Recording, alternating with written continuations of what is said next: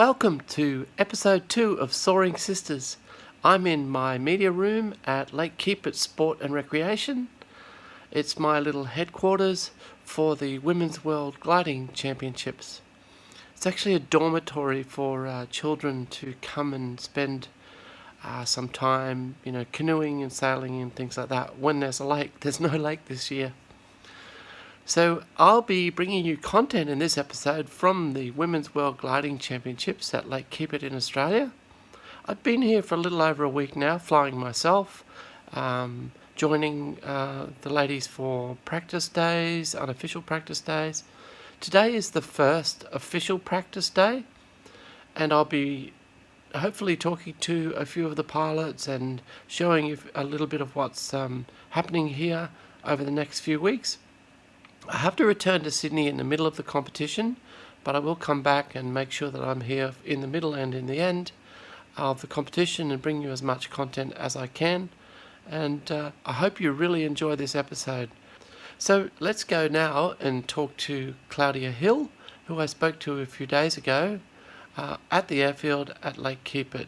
She introduces herself and her interest in gliding and gives a little bit of advice for women who might be interested in either taking up gliding or who are already gliding and wondering, what it might hold for them in the future.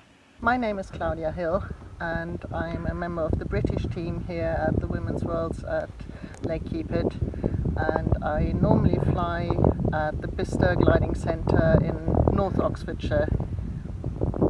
I've been flying for about 25 years now, I think.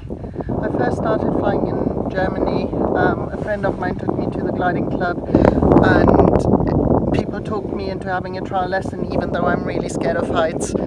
So I took a winch launch and I had my first flight and I landed and I signed the membership form. And then in '98 I moved to the UK, and so I did all my further training in the UK, becoming an instructor, going cross country and all that stuff.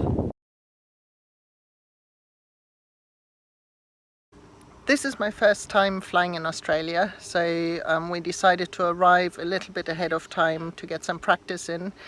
Unfortunately, because of the bushfires, there was a lot of smoke, so I didn't get to fly as much as I had hoped, but I have had some really good flights here, and sort of happily thermaling up to 10,000 feet is not something we do a lot of in the UK. In the UK, on a good summer's day, you get a cloud base of 5.5, maybe 6,000 feet. So this is quite new to me, and the landscape is totally different. So it's just a whole different experience here. The beauty about gliding, I think, is that it offers so many different things. So you can get out of it what you want to get out of it. And if you want to just potter about locally and go off and enjoy the scenery, that's absolutely fine. If you want to race and compete against others, that's another thing you can do. Or you could become an instructor, you could go into aerobatics. There are so many different things that gliding offers, and you never stop learning, and there's always something new to do. So this will be a hobby for a lifetime, basically. Well, it's already day 2 of the competition. We've had a long unofficial practice. We had 3 days of practice. We had the opening ceremony, and now here we are on day 2. I've been following the action on the tracker and been posting on social media, and I'll be doing that from Sydney. And I'm really looking forward to coming back next weekend. This is only a short episode of Soaring Sisters. I've been way too busy doing the social media for the competition, but I really hope you enjoy the video that I've compiled from the practice days, using footage from lots of different people who were here, some fantastic footage from Katrin Senne, and some photographs from others. It's been fabulous to be here, and I'm really looking forward to coming back. Now over to Elena Fergnani from an interview I did during the practice days.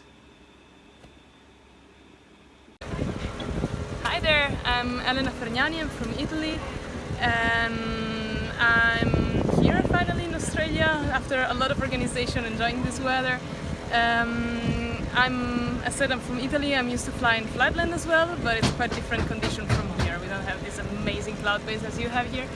I'm lately moving to the Alps and fly in the Alps. It's a bit more mountains. Yeah. How many women's worlds have you been in so far, and how is this one different? Oh, sorry, How is this one different? Okay. So this is my 6th. Wait, I need to count. There was Hungary, Sweden, France, Denmark, and Czech Republic. So that's the 6th female World Cup I'm flying. They have been all very different in terms of landscapes and weather condition and everything. That's the first time that the sun is north, which is very confusing me every day. But yeah, so far the conditions have been stunning here, so I think it's gonna be a totally different way of flying, and I'm really looking forward for that. Fabulous. And what advice would you give to young women who are thinking about gliding or maybe just started gliding? Okay, so for all the gliding girls that are starting now, my best tip would be find an environment you like and go for it, and just enjoying your time in the air, and find a group, find someone that airplane are passing by. Find a group that makes you feel home and that makes you feel comfortable in the environment, and then go for it and enjoy it all. Fabulous, thank you. Easier.